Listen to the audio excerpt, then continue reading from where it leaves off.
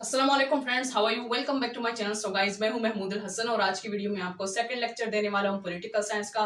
तो कल के लेक्चर में हमने पढ़ा था definitions, uses, needs and importance of political science. आज हमारा लेक्चर है aspects of politics and nature of political science. थोड़ा सा इसमें डीपली पढ़ेंगे, ठीक है। इसके हेडिंग्स और इसके मेन पॉइंट्स यहाँ मैं व्हाइट बोर्ड पर लिखने जा रहा हूँ और आप लोगों ने साथ साथ नोट करना है। तो स्टार्ट करते हैं। बिस्मिल्लाहिर्रहमानिर्रहीम। सबसे पहले है एस्पेक्ट्स ऑफ पॉलिटिक्स। पॉलिटिक्स को अब हम थोड़ा सा डीपली पढ़ेंगे, डिटेल में पढ़ेंगे कि इसमें कौन कौन से हमने स्टडी करनी है और कौन कौन से पॉइंट्स इसमें शामिल है। इसमें सबसे पहले हमारे पास आता है politics as an arena. Arena का मतलब क्या? एक स्टेडियम है, ठीक है। मैं आपको डिटेल में समझाता हूँ। ये एक स्टेडियम है, ठीक है। मैं आपको डिटेल में समझाऊंगा, पहले आप लोग पॉइंट्स नोट कर ले। Politics as an art of possible. Politics as an art of compromise. इसमें कॉम्प्रोमाइज भी करेंगे। Levels of politics. अब पॉलिटिक्स के लेवल्स भी है, ठीक है। जैसे लोकल हो गया, नेशनल, इंटरनेशनल, प्रोविंशियल, ये जो हम करते हैं ये पॉलिटिक्स, ठीक है। Politics as an integrative force. ये एक मजबूत फोर्स भी है, एक इम्पोर्टेंट और एक हमें मुनज़्ज़म करने वाला फोर्स भी है, ठीक है। तो आप लोग ये पॉइंट्स नोट कर ले। ये 5 पॉइंट्स हैं। अब वन बाय वन मैं इसको एक्सप्लेन करने जा रहा हूँ।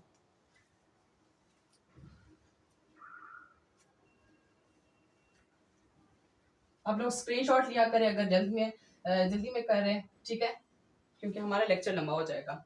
अच्छा, politics as an arena. Arena का मतलब है हमारा जो पॉलिटिक्स है। अब हम एक एक चीज के साथ इसको कंपेयर करेंगे। तो अरीना का मतलब है स्टेडियम। स्टेडियम में हम क्या करते हैं? हम स्ट्रगल करने जाते हैं, एक गेम को विन करना चाहते हैं, जिसके लिए हम स्ट्रगल करते हैं, ठीक है, जितना हमसे हो सकता है। तो ये अब स्टेडियम मतलब प्लेस की बात नहीं हो रही, ये एक स्ट्रगल की बात हो रही है कि ये कंटिन्यूअस स्ट्रगल होता है। कौन सा स्ट्रगल होता है? ये कंटिन्यू, बस हर टाइम ये कंटिन्यू रहता है। जब तक सोसाइटी है तब तक ये स्ट्रगल भी कंटिन्यू रहेगा। और स्टेडियम में हम एक कंपटीशन करते हैं, जस्ट कंपटीशन के अंदर। इसमें क्या होता है? इसमें हम कंपटीशन से जो पहले स्ट्रगल करते हैं उसको प्री अरीना या प्री कंपटीशन भी कह सकते हैं। उसमें हम क्या करते हैं कि डिफरेंट ग्रुप्स आते हैं, पॉलिटिकल जो ग्रुप्स होते हैं या पार्टीज होते हैं, और वो क्या स्ट्रगल करते हैं? To determine who gets what, when and how. कि कौन जो है, कौन सा ग्रुप क्या लेता है, कब लेता है, कैसे लेता है, और हमें भी वो गोल अचीव करना है, ठीक है। तो इसमें क्या है कि पॉलिटिक्स एज एन अरीना मतलब ये एक स्टेडियम है जिसमें before the competition we also wage for the struggle, ठीक है, जिसको कहते हैं प्री अरीना।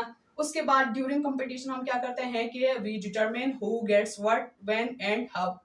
और उसके बाद ये नहीं है कि कंपटीशन खत्म हो गया तो आपको ट्रॉफी मिल गई, नो। इसके बाद भी कंपटीशन रहता है। कैसे? मींस के स्ट्रगल कंटिन्यू रहता है मुख्तलिफ बाकी ग्रुप्स के दरमियान, कि इस बंदे ने अगर गवर्नमेंट की सीट इसको मिल गई तो कैसे, हम क्यों नहीं ले सकते, ठीक है। इस तरह बाकी पोस्ट्स के लिए तो ये स्ट्रगल कंटिन्यू रहता है ताकि हम भी to achieve the same goals. समझ आई है ना? कि स्टेडियम की तरह इसमें स्ट्रगल करते हैं। इसमें जो कंपटीशन से पहले जैसे वोटिंग है तो उससे पहले जो स्ट्रगल हो गया उसको प्री अरीना कहते हैं। उसके बाद ड्यूरिंग कंपटीशन एंड आफ्टर उसको कहते हैं पोस्ट अरीना, ठीक है। इसमें 2 पॉइंट्स आते हैं हमारे पास। एक प्री एरिना मीन्स के स्टेडियम कंपटीशन ले सकते हैं आप। ये नाम थोड़ा मुश्किल है लेकिन इसका यही मतलब है, ठीक है। उसके बाद जो ड्यूरिंग कंपटीशन 3 पॉइंट्स होते हैं, ठीक है। एंड थर्ड जो है ना पोस्ट अरीना, मतलब कंपटीशन के बाद कंपटीशन हो गई, ठीक है, वोटिंग खत्म हो गया, इमरान खान और मुस्लिम लीग की बात खत्म हो गई। अब जो बाकी पार्टीज कहते हैं कि यार हमने भी करना है, हमने भी गवर्नमेंट को कंट्रोल करना है, हमने सोसाइटी को डेवलप करना है, डेवलपमेंट लानी है, तरक्की लानी है, तो वो और स्ट्रगल करेंगे। तो ये प्रोसेस जो है कंटिन्यू रहता है। इसमें कॉन्फ्लिक्ट्स आते हैं, सब कुछ आते हैं, लेकिन ये कंटिन्यू रहता है, ठीक हो गया। इसके बाद हमारा जो दूसरा पॉइंट है कि लेवल ऑफ पॉलिटिक्स। अब पॉलिटिक्स के लेवल्स भी है, कैसे मैं आपको समझाता हूँ। आप लोग साथ साथ नोट किया करें और जो पॉइंट समझना है तो आप कमेंट बॉक्स में मेंशन करें अपने क्वेश्चन को। अच्छा, ये हमारे पास आता है कि लेवल्स ऑफ। अब इसके लेवल्स भी है। लेवल्स ऑफ पॉलिटिक्स के कौन से लेवल्स हैं? इसके 2 मेजर लेवल्स है। कौन कौन से? नंबर 1 हमारे पास आता है माइक्रो, मतलब छोटी सी जो बात होती है, स्मॉल स्केल पर, लार्ज स्केल पर नहीं, ठीक है, छोटी सतह पर। एंड दूसरा है मैक्रो, बड़े सतह पर जो मसले आते हैं जैसे गवर्नमेंट से रिलेटेड। तो इसका मैं आपको एग्जांपल देता हूँ। जो हमारे छोटे छोटे मसाइल होते हैं लोकल, तो उसको हम माइक्रो पॉलिटिकल एक्टिविटीज कहते हैं। और जो हमारे बड़े सतह के होते हैं, जैसे प्रोविजनल हो गई बात, या इंटरनेशनल हो गई, या फिर अगर जैसे इमरान खान और मुस्लिम लीग की जो बात है, तो ये कौन सी है, ये माइक्रो नहीं है, ये मैक्रो लेवल पर है, लार्ज सतह पर है। इसके जो लीडर्स हैं वो मैक्रो लेवल पर है। या जो माइक्रो जो है, इसका मतलब है कि जो एक डिस्ट्रिक्ट का जो गवर्नमेंट हो गया, या फिर एक छोटे से गांव, तहसील वगैरह, ये चीजें माइक्रो है। तो इसमें मैं आपको लिखवाता हूँ कि माइक्रो में कौन कौन से आएंगे और मैक्रो में कौन कौन से आएंगे। ये आप लोग नोट कर लिए, माइक्रो 2 मेजर ग्रुप्स हैं इसके, ठीक है। मैं सामने लिख रहा हूँ, साइडों से आपको सही से नजर नहीं आएगा, ठीक है। हमारे पास यहाँ आता है माइक्रो में आता है हमारे पास माइक्रो, इसमें छोटी बात मतलब छोटी सी गवर्नमेंट, ठीक है। तो इसमें आता है लोकल पॉलिटिकल एक्टिविटीज या पार्टीज ग्रुप्स, लोकल जो होते हैं, एक डिस्ट्रिक्ट का हो गया, एक गांव का हो गया, ठीक है। उसके बाद लोकल ग्रुप्स भी आ गया। लोकल पॉलिटिकल एक्टिविटीज मतलब जितनी भी लोकलाइज जो एक्टिविटीज होंगे वो माइक्रो में, सॉरी। और जो मैक्रो में है उसमें क्या होगा, इसमें इश्यूज रिलेटेड टू गवर्नमेंट से सारी रिलेटेड होती है। लेकिन इसमें क्या होगा कि स्टेट और गवर्नमेंट की जो सीधी सी बात होगी या प्रोविजनल सतह पर जो बात है वो क्या है, मैक्रो लेवल का है। तो ये हमारी क्या है, लेवल्स ऑफ पॉलिटिक्स हैं। अगर आपको आ जाए कि how many levels are there in the politics, आप लोग लिख सकते हो कि there are 2 major levels of politics which are macro and micro, ठीक है। मैक्रो का भी बता दे और माइक्रो का भी बता दे। लेकिन ऐसा नहीं है कि माइक्रो जो है इंपॉर्टेंट है, माइक्रो जो है वो उसको हम स्किप कर दें या फिर इसको इग्नोर कर दें या निग्लेक्ट कर दें। क्यों? क्योंकि कभी कभी छोटे छोटे जो मसाइल होते हैं वो भी हमें माइक्रो लेवल पर आ जाते हैं। अगर छोटी सी बात है, लेकिन अगर इसको बढ़ा दिया जाए, ठीक है, इसको तरक्की मिल जाए, तो ये बड़े सतह पर आ जाती है, गवर्नमेंट के सतह पर ये इशू बन जाती है और उसका फिर एक सोल्यूशन भी निकल आ जाता है। तो ये दोनों आपस में इंटर कनेक्टेड है। जो तीसरा हमारे पास पॉइंट है वो हमारा है कि politics is an art of the possible.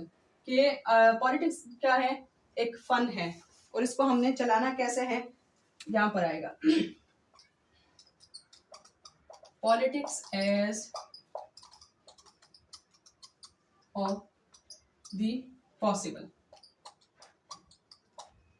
Politics क्या है, ये एक फन है, हमने इसको कैसे चलाना है।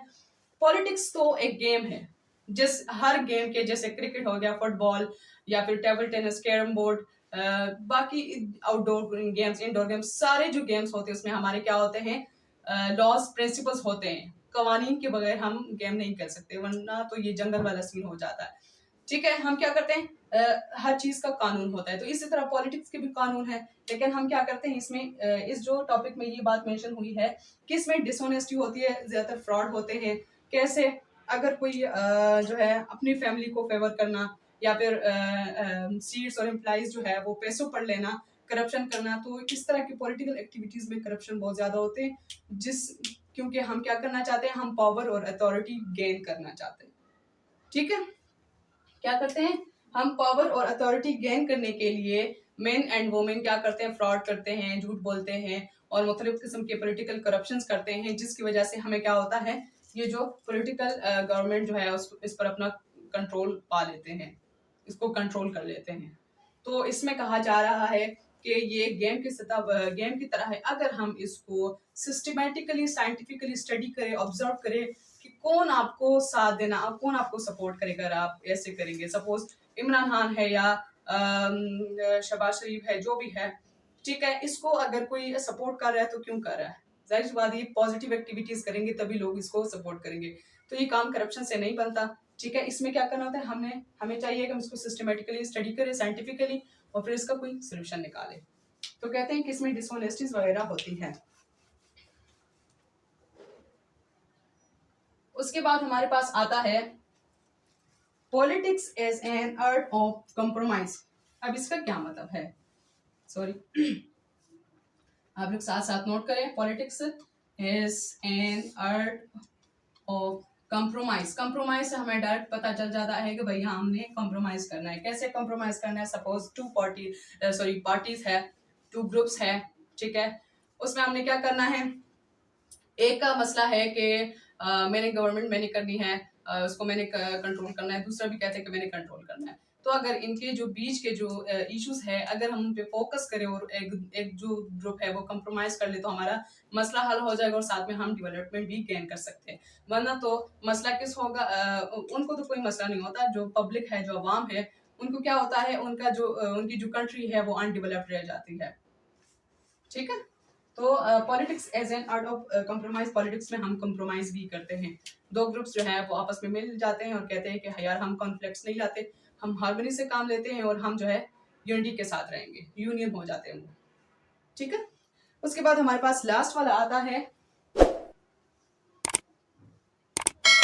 अभी तक जो हम पॉलिटिक्स की शिकायतें करते आ रहे हैं कि इसमें डिसऑनेस्टी होती है, इसमें कॉन्फ्लिक्ट्स होते हैं, लेकिन यार पॉलिटिक्स क्या है, एंड में यही बात की जा रही है, politics is as an integrative, मतलब एक इम्पोर्टेंट फोर्स है। अगर पॉलिटिक्स ना हो ना तो क्या होगा, अगर मुल्क में गवर्नमेंट से रिलेटेड कोई बात ही नहीं हो रही, गवर्नमेंट खराब है जैसा भी है, पॉलिटिक्स से रिलेटेड कोई बात नहीं हो रही, तो यार हमारा मुल्क कैसे सही होगा। ठीक है, तो कह रहे हैं कि हम तो बहुत कहते हैं और ये फेमस भी है कि इसमें डिसऑनेस्टी, कॉन्फ्लिक्ट्स आते रहते हैं, डिस्प्यूट्स आते हैं।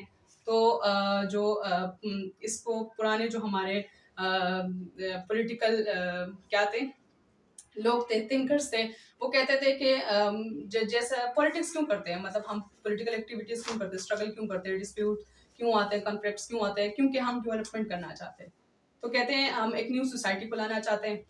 ठीक है, तो वो जो हमारे ओल्ड थिंकर्स थे वो कहते थे कि जब एक दफा सोसाइटी आ जाए तो उसमें चेंजेस नहीं आने चाहिए, उसमें कॉन्फ्लिक्ट्स नहीं आना चाहिए, और जितना पॉसिबल हो तो we should minimize the conflicts and disputes.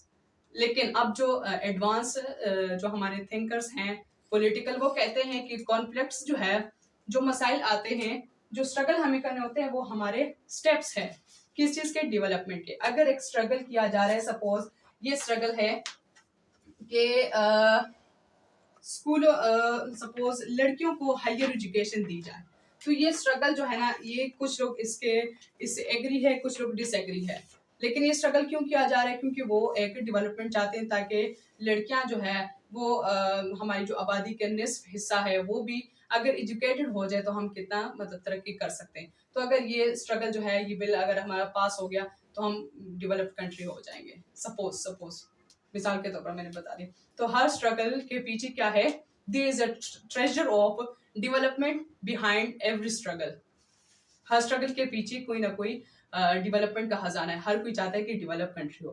तो ये था हमारा पूरा लेक्चर, पूरा एक टॉपिक हो गया हमारा किस चीज का, एस्पेक्ट्स का, किसमें क्या है, 5 पॉइंट से मैंने आपको बता दिए। अच्छा जी, तो अब हमारा नेक्स्ट जो टॉपिक है वो नेचर है।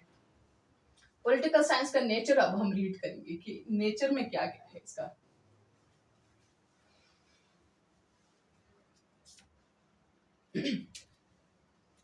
नेचर ऑफ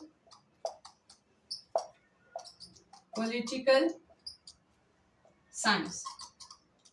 अब पॉलिटिकल साइंस के नेचर को हम रीड करेंगे, ठीक है, और इसको क्या करेंगे, थोड़ा सा और भी डिटेल में पढ़ेंगे। नेचर ऑफ पॉलिटिकल साइंस में सबसे पहले ये बात हुई है कि इंसानों की जो दुनिया है, जो सोसाइटी है, वो चॉइसेस से भरी है। हमें ऑप्शंस दिए गए होते हैं, हमारी मर्जी होती है। जैसे हमें चॉइस दी है कि आप लोग गुनाह की तरफ जाना चाहते हैं या सवाब की तरफ, नेकी की तरफ या बुराई की तरफ, तो हम जो चूज करेंगे वो हमारे फ्यूचर पे इफेक्ट करेगा। इसी तरह अगर हमारा गवर्नमेंट अगर गुड डिसीजन लेगा तो जाहिर सी बात है, इट्स ऑब्वियस दैट क्या होगा कि हमारा जो फ्यूचर है वो ब्राइट होगा। तो कहते हैं कि रॉन्ग आंसर्स